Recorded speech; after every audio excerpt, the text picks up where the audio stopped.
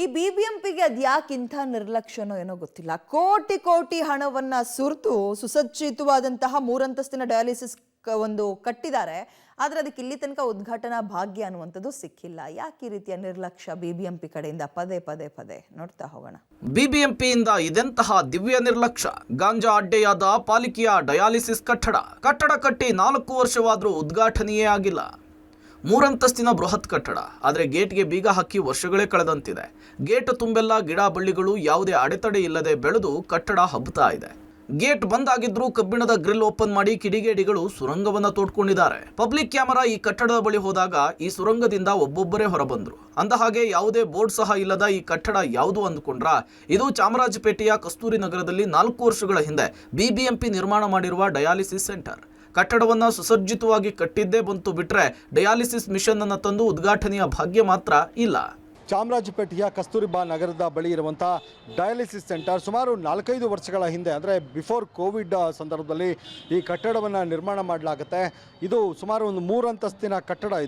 ಈ ಕಟ್ಟಡವನ್ನು ನಿರ್ಮಾಣ ಮಾಡಿದ್ದು ಉದ್ದೇಶ ಏನು ಅಂತಂದರೆ ಡಯಾಲಿಸಿಸ್ ಸೆಂಟರ್ ಮಾಡಬೇಕು ಅನ್ನುವಂಥ ಕಾರಣಕ್ಕೆ. ಅಂದರೆ ಚಾಮರಾಜಪೇಟೆಯಲ್ಲಿ ಡಯಾಲಿಸಿಸ್ ಸೆಂಟರ್ ಬೇಕು, ಅದು ಕೂಡ ಅತ್ಯಾಧುನಿಕವಾದಂಥ ವೈದ್ಯಕೀಯ ಸಲಕರಣೆಗಳೊಂದಿಗೆ ಇರಬೇಕು ಅನ್ನುವಂಥ ನಿಟ್ಟಲ್ಲಿ ಚಾಮರಾಜಪೇಟೆಯಲ್ಲಿ ನಿರ್ಮಾಣ ಮಾಡಿರುವಂಥ ಈ ಡಯಾಲಿಸಿಸ್ ಸೆಂಟರ್ ಏನಿದೆ, ಈ ಸೆಂಟರ್ ನಿರ್ಮಾಣ ಮಾಡಿ ಹಾಗೆ ಬಿಟ್ಟಿರುವಂಥದ್ದು ಒಂದು ರೀತಿ ಅನೈತಿಕ ಚಟುವಟಿಕೆಗಳ ತಾಣವಾಗೋದಕ್ಕೆ, ಜೊತೆಗೆ ಅವರಿಗೆ ಅಂದರೆ ಏನು ಕುಡುಕರಿರ್ತಾರೆ, ಅವರು ಮಧ್ಯವಸ್ಥಿನಿಗಳಿರ್ತಾರೆ, ಪುಂಡ ಪೋಖರಿಗಳಿರ್ತಾರೆ, ಅವರೆಲ್ಲರಿಗೂ ಕೂಡ ಅನುಕೂಲವಾಗುವ ರೀತಿಯಲ್ಲಿ ಇವರು ಕಟ್ಟಡವನ್ನು ನಿರ್ಮಾಣ ಮಾಡಿ ಬಿಟ್ಟಿದ್ದಾರೆ ಅನ್ನೋ ಥರದ ಅನುಮಾನ ಮೂಡುವ ಪರಿಸ್ಥಿತಿಯಲ್ಲಿ ಈಗ ಈ ಕಟ್ಟಡ ಇರುವಂಥದ್ದು.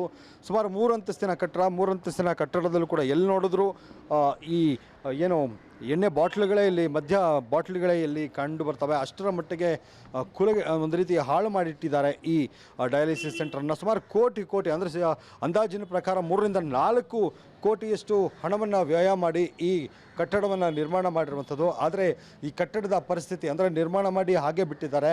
ಯಾವುದೇ ರೀತಿಯಂಥ ವೈದ್ಯಕೀಯ ಸಲಕರಣೆಗಳನ್ನು ತರುವಂಥದ್ದು ಅಥವಾ ವೈದ್ಯರನ್ನು ನೇಮಿಸುವಂಥದ್ದು ಅದು ಯಾವುದನ್ನು ಕೂಡ ಇಲ್ಲಿ ಮಾಡದೇ ಇರುವಂಥದ್ದು ಗಮನಿಸ್ಬೋದು. ಜೊತೆಗೆ ಈ ಕಿಟಕಿ ಗ್ಲಾಸ್ಗಳೇನಿದ್ದಾವೆ ಅವೆಲ್ಲವನ್ನು ಕೂಡ ಈಗ ಪುಂಡ ಪೋಖರಿಗಳೇನಿರ್ತಾರೆ ಅವೆಲ್ಲವನ್ನು ಕೂಡ ಹೊಡೆದು ಹಾಕಿದ್ದಾರೆ.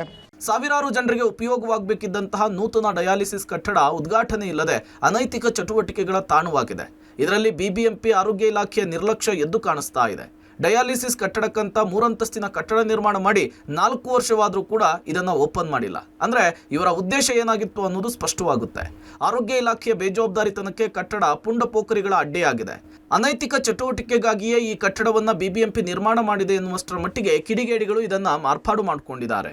ಜನರ ದುಡ್ಡನ್ನು ಈ ರೀತಿ ಹಾಳು ಮಾಡೋದನ್ನು ಬಿಟ್ಟು ಕೂಡಲೇ ಈ ಕಟ್ಟಡವನ್ನು ಉದ್ಘಾಟನೆ ಮಾಡುವ ಕೆಲಸ ಮಾಡಿ ಈಗಾಗಲೇ ಪುಂಡರು ಮಧ್ಯ ಗಾಂಜಾ ಅಡ್ಡೆಯನ್ನಾಗಿ ಮಾಡಿಕೊಂಡಿದ್ದಾರೆ. ಕೂಡಲೇ ಈ ಬಗ್ಗೆ ಗಮನ ಹರಿಸಿ ಅಂತೇಳಿ ಸ್ಥಳೀಯರು ಹೇಳ್ತಿದ್ದಾರೆ.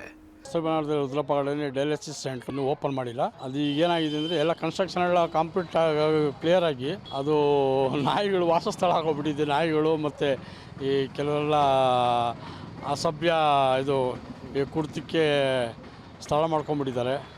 ಅದು ಏನು ಸಮಸ್ಯೆ ಅನ್ನೋದು ಗೊತ್ತಿಲ್ಲ. ಸರ್ಕಾರ ಇದ್ರ ಬಗ್ಗೆ ಎಚ್ಚೆತ್ತುಕೊಂಡು ಬಿಬಿಎಂಪಿ ಅವರು ಆದಷ್ಟು ಬೇಗನೆ ಇದು ಶೀಘ್ರಗತಿಯಲ್ಲಿ ಇದನ್ನು ಪ್ರಾರಂಭ ಮಾಡಿದ್ರೆ ಸಾರ್ವಜನಿಕರಿಗೆ ಭಾಳಷ್ಟು ಅನುಕೂಲ ಆಗುತ್ತೆ.